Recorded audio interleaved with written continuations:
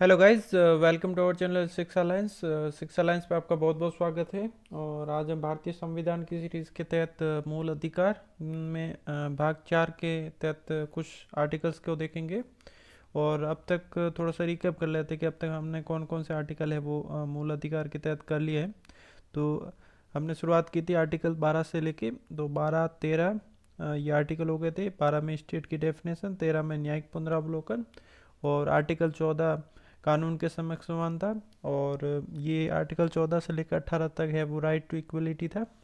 और 15 धर्म, जाति, मूल, वंश, लिंग के आधार पर है वो भेदभाव नहीं। और 16 लोक नियोजन के अवसर में समानता। और 17 में अस्पृश्यता का अंत। और 18 में था उपाधियों का अंत। और उसके बाद हमने देखा था जो स्वतंत्रता से संबंधित कौन से मूल अधिकार थे। तो आर्टिकल 19 से 22 के बीच में है वो स्वतंत्रता से संबंधित अधिकार थे। 19 में स्वतंत्र अभिव्यक्ति की स्वतंत्रता। और आर्टिकल 20 में दो स्थिति के संबंध में संरक्षण, 11 प्राण और 23 स्वतंत्रता की स्वतंत्रता। और आर्टिकल 22 में है वो निवारक निरोध संबंधित, और अन्य गिरफ्तारी में है वो क्या संरक्षण होता है। और उसके बाद में हमने देखा था कि जो शोषण के विरुद्ध है वो कौन कौन से अधिकार है। तो आर्टिकल 23 और 24 शोषण के विरुद्ध अधिकार। और इसके बाद आर्टिकल 25 से 28 के बीच में है वो धार्मिक स्वतंत्रता का संबंधित है वो अधिकार हमने देख लिए थे।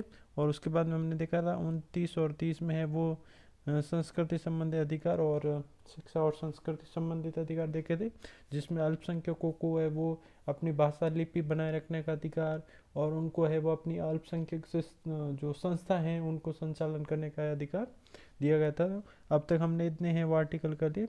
और आज हम आर्टिकल 30 से आगे कौन कौन से वो मूल अधिकार है जो आर्टिकल 35 तक है वो उनका वर्णन है, उनके बारे में हम आज देखेंगे। सबसे पहले देखते हैं आर्टिकल 31। हालांकि ये मूल अधिकारों की श्रेणी से है वो इसको हटाकर है वो विधिक अधिकार कर दिया गया। पहले एक्चुअली संपत्ति का अधिकार भी है वो मौलिक अधिकार था। और पहले कुल टोटल 7 मौलिक अधिकार प्रदान किए थे, लेकिन 44वें संविधान संशोधन द्वारा है वो संपत्ति के अधिकार को है वो मौलिक अधिकारों की श्रेणी से हटाकर है वो विधिक अधिकारों की श्रेणी में वो डाल दिया गया। उसके बाद वो मूल अधिकार 6 हो गए। और संपत्ति का अधिकार है वो विधिक अधिकार के रूप में आर्टिकल 300 क में है वो सम्मिलित किया गया, नहीं 300 क में इसको शामिल किया गया है। और उसके बाद देखेंगे कि अनुच्छेद 31 क और 31 ख। अब यहाँ पे दो चीज़ ध्यान रखने की, टोटल 3 आर्टिकल है अनुच्छेद 31 के तहत। और सबसे पहला है कि आर्टिकल 31 क और ख, ये आर्टिकल तो जोड़े गए थे जो फर्स्ट अमेंडमेंट हुआ था 1951 में, जो फर्स्ट अमेंडमेंट उसके तहत। और 31 ग है, 31 ग को जोड़ा गया था, वो जोड़ा गया था 25वें संविधान संशोधन जो कि 1971 में हुआ था। तो ये दो चीज़ ध्यान रखनी है। कभी कभार ये पूछ लेते कि स्टेटमेंट 31 क ख और ग तीनों ये 25वें संविधान संशोधन या पहले संविधान संशोधन के तहत जोड़े गए। तो यहाँ ये ध्यान रखना कि ये स्टेटमेंट गलत हो जाएगा। ओनली 31 क और ख ये फर्स्ट अमेंडमेंट से जोड़ेगा, और 31 ग है वो 25वें अमेंडमेंट 1971 द्वारा है वो जोड़ा गया। 31 ग के तहत 39 बी और सी को है वो मूल अधिकारों पर प्राथमिकता दी गई। नहीं, वैसे होता ये है कि जो डीपीएसपी है उनके ऊपर है वो मूल अधिकारों को है वो प्रभावित किया जाता है, लेकिन आर्टिकल 39 बी और सी भौतिक संसाधनों के विकेंद्रीकरण पर जोर दिया गया। और सभी को समान प्रकार से वो आर्थिक नियोजन से संबंधित जो प्रावधान है ये 39 बी सी के तहत में है। तो इनको है वो फंडामेंटल राइट्स के है वो ऊपर प्राथमिकता दी जाएगी, ये एक अपवाद है। और ज़्यादातर ये होता है कि मूल अधिकारों को है वो प्राथमिकता दी जाती है। और यहाँ कुछ चीज़ें है वो ध्यान रखने वाली है कि जो फंडामेंटल राइट्स और डीपीएसपी ये तो वाद योग्य होता है, लेकिन ये वाद योग्य नहीं होते हैं। और इनको है वो राज्य को लागू करना पड़ता है, इनको लागू करने के लिए राज्य बाध्य नहीं होता। ये हमने ऑलरेडी पहले देख लिया है, और आने वाले लेक्चर में हम डीपीएसपी के बारे में भी पढ़ेंगे। और उसके बाद देखना है कि पहले संविधान संशोधन 1951 के तहत भूमि से संबंधित प्रावधानों के लिए 9वीं अनुसूची जोड़ी गई। और इससे संबंधित केशवानंद भारती केस है। अब कुछ फैक्ट है उनके बारे में देख लेते हैं। जब मूल संविधान बना था भारत का, तब जो अनुसूचियाँ थी, अनुसूचियाँ 8 थी टोटल, ठीक है। और अब अनुसूचियाँ हो गई है 12। ये अमेंडमेंट से है वो 4 अनुसूचियाँ जुड़ गई है। अगर क्वेश्चन ये आ जाए कि मूल संविधान में कितनी अनुसूचियाँ थी, तो उत्तर होगा 8। और अगर ये पूछ ले कि वर्तमान में अनुसूचियों की संख्या कितनी है, तो है 12। और साथ में आर्टिकल थे 395, ये भी ध्यान रखना है।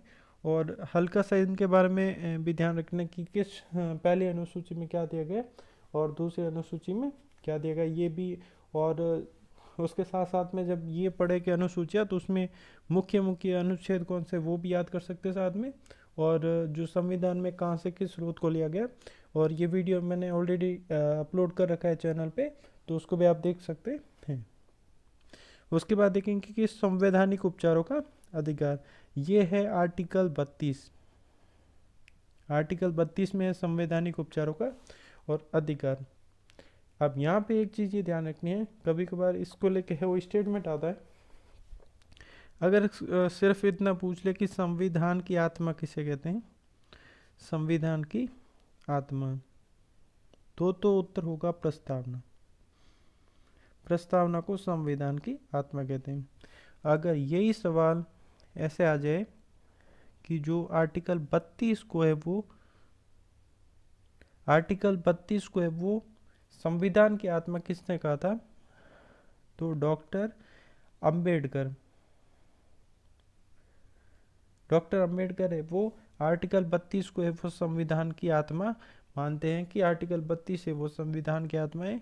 और इसके बगैर है वो मूल अधिकारों का भी कोई औचित्य नहीं है। मूल अधिकार को अगर कुछ उल्लंघन करे या राज्य, तो है वो इसके विरुद्ध है वो रिट जारी की जा सकती है। और इसी को है वो संवैधानिक उपचारों का अधिकार कहते हैं।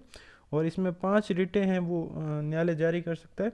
सबसे पहले इसको हम विस्तार से आगे देखेंगे। पहली है बंदी प्रत्यक्षीकरण, दूसरा है परमादेश, तीसरा है प्रतिषेध, चौथा है उत्प्रेषण और पांचवा है अधिकार परीक्षा।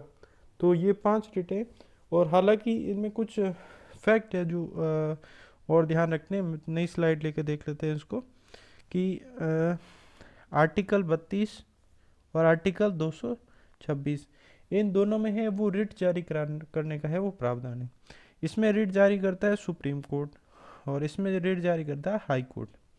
इसमें रिट जारी होती है ओनली फंडामेंटल राइट्स के लिए रिट जारी होती है। इसमें फंडामेंटल राइट्स के लिए भी रिट जारी होती है, प्लस इसमें अदर राइट्स के लिए भी आप रिट जारी कर सकते हैं, यानी आर्टिकल 226 के तहत। अब यहाँ पे पूछा जाए कि अगर रिट जारी करने में व्यापक कौन है, तो यहाँ पे ये चीज़ का ध्यान रखना कि व्यापक की बात की जाए तो यहाँ पे व्यापक है वो 226 के तहत है। व्यापक क्षेत्र है वो 226 के पास है, क्योंकि इसमें ओनली फंडामेंटल राइट्स के लिए रिट जारी की जाती, लेकिन इसमें फंडामेंटल राइट्स के साथ साथ में अदर राइट्स पर भी है वो रिट जारी की जा सकती। तो ये चीज़ ध्यान रखना। सुप्रीम कोर्ट है वो रिट जारी करने में उनका क्षेत्र हाई कोर्ट की अपेक्षा कम है। हाई कोर्ट के पास रिट जारी करने का जो क्षेत्र है वो व्यापक है। अब देखते हैं बंदी प्रत्यक्षीकरण क्या है। तो बंदी प्रत्यक्षीकरण ये होता है कि व्यक्ति को मजिस्ट्रेट के सामने 24 घंटे के अंदर पेश करना। अब यहाँ पे ये होता है कि किसी व्यक्ति को आपने अरेस्ट किया है, तो उसको वकील करने, उसको कारण बताने, और 24 घंटे के अंदर अंदर है वो मजिस्ट्रेट के सामने है वो पेश करना, यानी बंदी प्रत्यक्षीकरण। यानी बंदी जो बना है उसको प्रत्यक्ष रूप से है वो प्रस्तुत करना, ये बंदी प्रत्यक्षीकरण कहलाता है। अब यहाँ पे ये चीज़ ध्यान रखना, निवारक निरोध होता है उसमें वो गिरफ्तारी होती है वो अलग होती है। वो किसी एक्ट को करने से रोकने के लिए है वो गिरफ्तार किया जाता है, वो अलग होगा। और सामान्यतः अगर किसी को, अब जैसे हम हिस्ट्री में इसको देखा जा सकता है, जैसे रॉलेट एक्ट आया था, तो रॉलेट एक्ट में ये होता था कि किसी को गिरफ्तार कर लेते थे। तो रॉलेट एक्ट में ये होता था कि किसी व्यक्ति को गिरफ्तार कर लेते थे, उसका बिना कारण बताए उसको पेश भी नहीं करना, कुछ भी करना, नो वकील नो दलील कुछ भी। और यहाँ पे होता है कि व्यक्ति को है वो 24 घंटे के अंदर अंदर है वो पेश करना जरूरी है। ये व्यक्ति का मूल अधिकार है। अगर 24 घंटे के अंदर पेश नहीं किया जाता है तो न्यायालय द्वारा है रिट जारी की जा सकती है। दूसरा है परमादेश, किसी प्राधिकार द्वारा अपने सार्वजनिक कर्तव्य निर्वहन न करने पर उन्हें आदेश जारी करना। यानी कोई व्यक्ति जो कर्मचारी है वो अपने कर्तव्यों का निर्वहन पूर्ण रूप से नहीं कर रहा है तो उसके लिए वो आदेश रिट के माध्यम से वो जारी किए जा सकते हैं। प्रतिषेध में होता है अपने अधिकार क्षेत्र से बाहर जाकर कार्य करने पर मना करना। यानी किसी हाई कोर्ट का क्षेत्राधिकार इतने तक है और वो अगर क्षेत्राधिकार से बाहर जाके कार्य करता है तो उसको रोकने के लिए है वो प्रतिषेध नामक है वो रिट जारी की जाती है। तो पहला बंदी प्रत्यक्षीकरण, दूसरा प्रमादेश और तीसरा प्रतिषेध। उसके बाद देखेंगे उत्प्रेषण। अधीनस्थ न्यायालय में लंबित मामलों को है वो वरिष्ठ न्यायालय में भेजना। अधीनस्थ न्यायालय में लंबित मामलों को वरिष्ठ न्यायालय में भेजना, नहीं वो अपने पास अधीनस्थ न्यायालय से वो ऊपर का न्यायालय होता है वरिष्ठ न्यायालय, वो जो मामले चल रहे हैं उनको है वो अपने पास ले सकता है। अब यहाँ पे कुछ चीज़ें है वो ध्यान रखनी है। प्रतिषेध और उत्प्रेषण है वो न्यायिक और अर्ध न्यायिक निकायों के विरुद्ध ही जारी की जाती है। यानी ये बेसिकली होता है कि जो न्यायिक क्षेत्र से संबंधित है उस पर ही ये रिट जारी की जाती है, प्रतिषेध और उत्प्रेषण। उसके बाद में है जो अंतिम रेट है अधिकार प्रचा। व्यक्ति के पद धारण करने से संबंधित, यानी जो व्यक्ति ने पद धारण किया है उसका जो आधार क्या है वो किसी व्यक्ति से पूछना है वो अधिकार प्रचा कहलाता है। अब यहाँ पे इंटरेस्टिंग चीज़ ये है कि ये रिट व्यक्ति दूसरे व्यक्ति के लिए यानी खुद ये कोई भी रिट जारी नहीं करवाता है, ये भी बात ध्यान रखनी है। तो दोबारा देख लेते हैं। पहला था बंदी प्रत्यक्षीकरण, दूसरा परमादेश, तीसरा प्रतिषेध और उत्प्रेषण और अधिकार प्रचा। ये बेसिकली 5 रिट है जो न्यायालय द्वारा है वो जारी की जाती है। अब देखेंगे आर्टिकल 33 क्या है और इसके तहत है वो संसद, सैन्य, अर्धसैन्य, अन्वेषण, आसूचना, जो इंटेलिजेंस संबंधित विशिष्ट वर्गों के व्यक्तियों के अधिकारों के लिए जो अधिकार है उन पर युक्त प्रतिबंधित किया जा सकता है। ये सिक्योरिटी के हिसाब से वो उसके मूल अधिकारों का भी अगर हनन किया जाता है तो वो कर सकता है। कुछ विशेष जैसे हो गया सैन्य, अर्धसैन्य, अन्वेषण और इंटेलिजेंस यानी आसूचना वगैरह, तो ये विशिष्ट वर्गों के अधिकारों पर है वो भी युक्त प्रतिबंध, यानी कुछ रीजन सिक्योरिटी रीजंस के वगैरह आदि को आधार मान कर वो उनके मूल अधिकारों पर भी है वो प्रतिबंध लगाया जा सकता है। उसके बाद देखेंगे आर्टिकल 34, संसद है वो मार्शल लॉ के तहत है मौलिक अधिकार संबंधित क्षतिपूर्ति के लिए कानून बना सकते हैं। नहीं मार्शल लॉ से अगर कुछ लोगों के है वो मौलिक अधिकारों का है वो हनन हुआ है तो उनकी जो क्षतिपूर्ति के लिए वो संसद कानून बना सकती है। अब वैसे आर्टिकल 35 आ रहा है, उससे पहले ये है कि सामान्यतः यहाँ पे ये होता है कि आर्टिकल 14 से लेकर 32 के बीच में ही हम मूल अधिकारों समझते हैं, लेकिन यहाँ पे ध्यान रखना मूल अधिकार है वो आर्टिकल 12 से 35 के बीच में है। और यहाँ पे ये देखो कहीं ये आ रहा है कि कानून वो संसद बनाएगी। अगर यहाँ पे कभी कभी क्वेश्चन में कन्फ्यूजन के लिए है वो विधानमंडल भी डाल दें तो उसका मैं अभी बताता हूँ कि विधानमंडल कैसे गलत होगा। ये अनुच्छेद 35 मूल अधिकारों से संबंधित विधि निर्माण की शक्ति है वो संसद के पास है। यानी जो भाग 3 मूल अधिकार वर्णित है उनसे संबंधित कानून केवल संसद ही बना सकती है, राज्य विधानमंडल को कोई भी अधिकार नहीं है। तो अब कोई भी क्वेश्चन अगर मूल अधिकार से संबंधित कानून के बनाने के संबंध में अगर पूछा जाए तो उत्तर केवल संसद होगा, विधानमंडल अगर विकल्प में है तो वो गलत होगा। तो यानी जो मूल अधिकार है उन पे जो विधि बनाने की शक्ति है वो संसद के पास ही है। कुछ अन्य तथ्य देख लेते हैं जो कि मूल अधिकारों से संबंधित है। आर्टिकल 19 है वो युद्ध और बाह्य आक्रमण की स्थिति में वो जो राष्ट्रीय आपातकाल लगता है उसके समय है वो ये स्वतः नहीं है, स्वतः ही निलंबित हो जाता है, नहीं उसको निलंबित करने की ज़रूरत नहीं रहती, अपने आप निलंबित हो जाता है। अब यहाँ पे एक चीज़ ध्यान रखनी है, जैसे पहले आंतरिक अशांति थी तो इसको है वो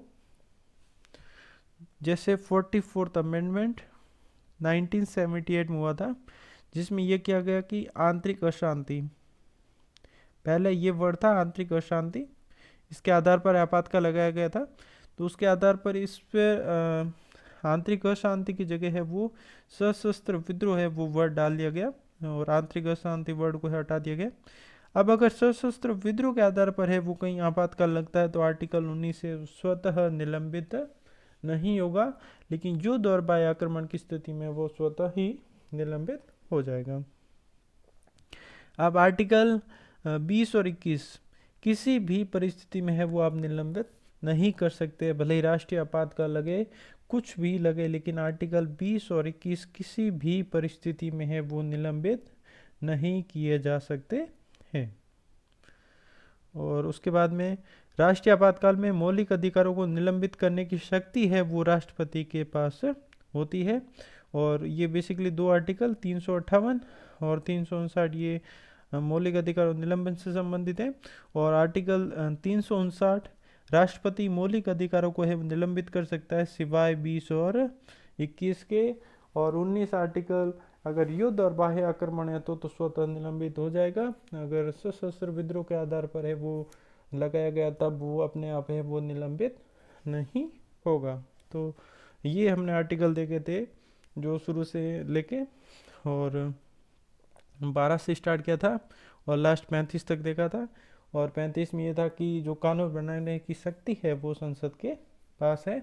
और मूल अधिकारों का टॉपिक यहीं समाप्त होता है। और please do like share and subscribe और यूट्यूब चैनल सिक्स अलायंस। और आप हमें इंस्टाग्राम पे भी फॉलो कर सकते हैं, फेसबुक पेज पे भी फॉलो कर सकते हैं और टेलीग्राम पे भी फॉलो कर सकते हैं। Thank you for watching.